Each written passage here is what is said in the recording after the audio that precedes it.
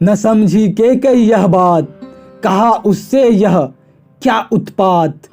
वचन क्यों कहती है तू बाम, नहीं क्या मेरा बेटा राम। और वे औरस भरत कुमार, कुदासी बोली कर फटकार।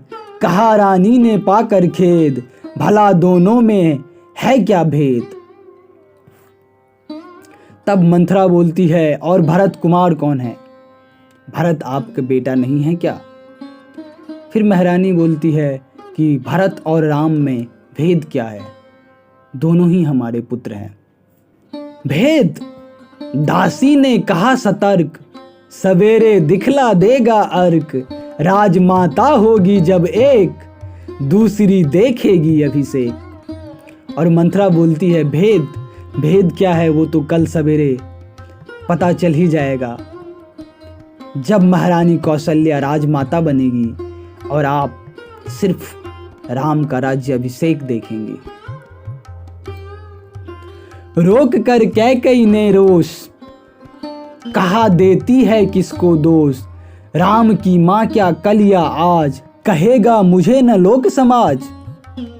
फिर महारानी कहती है कि तुम किसको दोष दे रही हो? क्या कल समाज मुझे राम की माता नहीं कहेगी? कहा दासी ने धीरज त्याग, लगे इस मेरे मुंह में आग। मुझे क्या, मैं होती हूँ कौन, नहीं रहती हूँ फिर क्यों मौन। और दासी फिर व्यग्र होकर कहती है, मुझे क्या हुआ है, मैं होती ही कौन हूँ जो आपको कुछ कहूँ। इससे अच्छा मैं मौन ही रह जाऊं तो ठीक रहेगा। देख कर किंतु स्वामी हित घात, निकल ही जाती है कुछ बात।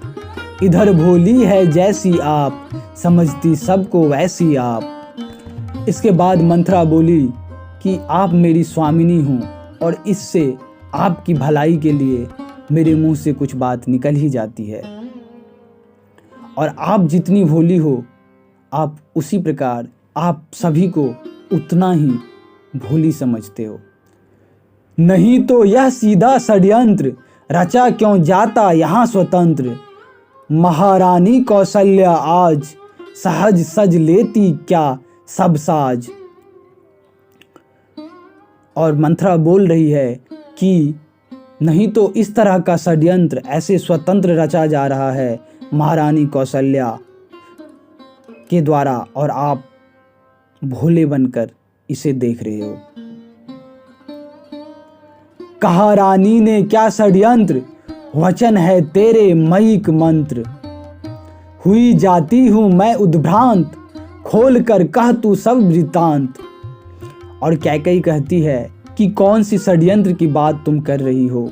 तुम्हारे ये वचन मुझे मंत्र की तरह समझ नहीं आ रही है, तो जो भी वृतांत है उसे तुम मुझे खोल कर बताओ। मंथरा ने फिर ठोका भाल, शेष है अब भी क्या कुछ हाल। सरलता भी ऐसी है व्यर्थ, समझ जो सके न अर्थानर्थ। और मंथरा फिर एक बार अपना सर ठोककर बोलती है कि आपकी इस सरलता पे मुझे दया आती है कि अब क्या बाकी रह गया है जो आप अपना अच्छा और बुरा नहीं समझ पा रही हो। भरत को कर कर घर से त्याज, राम को देते हैं निपराज। भरत से सूत पर भी संदेह, बुलाया तक न उन्हें जोगे। और बोलती है कि भरत को राज्य से बाहर करके, भरत को अपने ननिहाल भेज करके राजा श्री राम को राज्याभिषेक दे रहे हैं, और भरत जैसे पुत्र पे भी संदेह हो रहा है और उन्हें इस राज्याभिषेक में अपने देश तक बुलाया नहीं जा रहा है।